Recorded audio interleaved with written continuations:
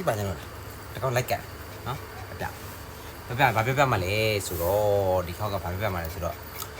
ဟိုကျွန်တော်ပေါ့နော်အင်တာဗျူးဖြစ်ရင်ねကျွန်တော်ဟိုပေါ့နော်ကျွန်တော်ညီပေါ့နော်အင်တာဗျူးဖြစ်ရင်ကြောက်တယ်ပေါ့နော်ကြောက်တယ်နည်းနည်းလေးစိုးရိမ်စိတ်တွေရှိတယ်ပေါ့နော်အဲ့တော့ပြောချင်တာဗာလဲဆိုတော့ပေါ့နော်အဲ့လိုကြောက်တဲ့စိတ်ပေါ့နော်စိုးရိမ်စိတ်တွေပါတိတ်ပြီးတော့ဟိုဒါကပထမဆုံးဆိုတော့လေဒါရှိကောင်းရှိနေမှာပေါ့နော်အဲ့ဆိုတော့ကျွန်တော်တို့လည်းနည်းနည်းတော့ရှိတယ်ဒါပေမဲ့ကျွန်တော်ရဲ့အတွေ့အကြုံတစ်ခုပြန် share ချင်တာဗာလဲဆိုတော့မကြောက်ပါနဲ့ original ကိုရေးတင်ပြောပါတော့မှားသွားလည်းပြန်နိုင်မှားသွားလဲဒီအမားကိုသင်ခန်းစာယူလိုက်ပေါ့နော်ဒီအမားကိုကျွန်တော်ဒီအမားကိုသင်ခန်းစာယူလိုက်ပေါ့နော်ဘာလို့ဆိုတော့ဟိုကျွန်တော်ဆို interview ဗျာ interview အခောက်ဘယ်နှခါလောက်ပြရဆိုတော့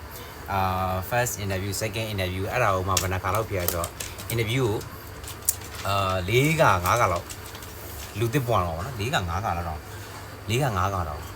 မကောက်ဘူးပေါ့နော်6ကလောက်ရှိမယ်တင်တယ်6ကလောက်ရှိမယ်တင်တယ်အဲ့လိုပေါ့နော် interview တွေထည့်နေ first interview အောင်တယ် second interview မှာအဲ့လိုအောင်လာကြည့်လာတော့ reply မသိရဘူးပေါ့နော်ဒါထားပါတော့ဒါဒီတွေကအဲ့လိုမျိုးပေါ့နော်ကြုံမှုတွေအဲ့လို interview တွေပဲပေါ့နော်ကြုံမှုတွေအဲ့လိုမျိုးဆိုတော့ဖြင်းပါဆိုတော့သူတို့အဲ့တရုတ်တွေမေးတဲ့ SS ပေါ့နော်တရုတ် SS ဆိုတရုတ်ရဲ့သူတို့လေးသိန်းနေသိတာဘယ်တော့မှကိုဘလုံးမနားမလဲအဲ့တရုတ်လူအဲ့နားမလဲကျွန်တော်သူတို့မေး interview မေးတဲ့ဟာကိုလေသူဗာမေးတယ်ဆိုတာတလုံးသားဖမ်းပြီးဖို့လေစာကြောင်းတစ်ကြောင်းတော့ဟိုသိကြမလို့ပေါ့နော်ဒီစာကြောင်းထဲမှာကိုသိကျင်တဲ့fire what are you doing fire and kelly ပေါ့နော်အဲ့လိုပြောအဲ့လိုမေးတဲ့ statement တခုတော့မှကျွန်တော်တူတရုတ်အတောင်မနေနားထောင်နားဖမ်းရတာဗျာဆိုတော့ဟိုတရုတ်လေးဒါပေမဲ့နောက်မှကျတော့တင်မို့ရောက်သွားတယ်အဲ့လိုပဲတင်မို့ရောက်သွားတယ်အဲ့ chief officer ပြောတာဗျာအဲ့ကုန်းကြောင်ပြောတာအရက်မြန်တယ်တရုတ်ကုန်းကြောင်ပြောတာအရက်မြန်တယ်ပြီးတော့အဲ့လို funder what funder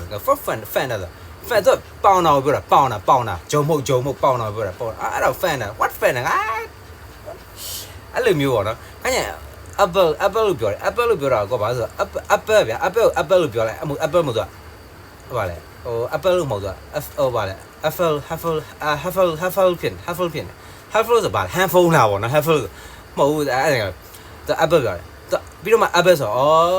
အဲ့ငါပြောလိုက်ပါလားဖြင်းကိုဆိုတရုတ်လိုပန်းသိပေါ့နော်ဖြင်းကိုလိုပြောလိုက်ပြီးတယ်ငါဖြင်းကိုတရုတ်လိုငါသိတယ်ပေါ့နော်အဲ့လိုတွေပေါ့နော်အဲ့သူတရုတ်ရဲ့ English sense ကိုတရုတ်ရဲ့သူ English ကိုနည်းနည်းလေးနားမရင်သေးတာပေါ့နော်နားမြင်သေးတော့အဲ့ဟာကြီးနေကြုံရတယ်အဲ့တော့တကယ်လို့ interview ဖြေမဲ့ညီကိုတွေမကြောက်ပါနဲ့တစ်ခါကြောက်သွားလဲဒီတစ်ခါကြောက်သွားပြဿနာမရှိဘူးနောက်တစ်ခါကျရင်ကိုသူ့ရဲ့ essence ကိုသိပါပြီကို practice များသွားတဲ့ကြောင့်နောက်ပိုင်းကျဘာမှပြတော့ AC ဖြစ်သွားမယ်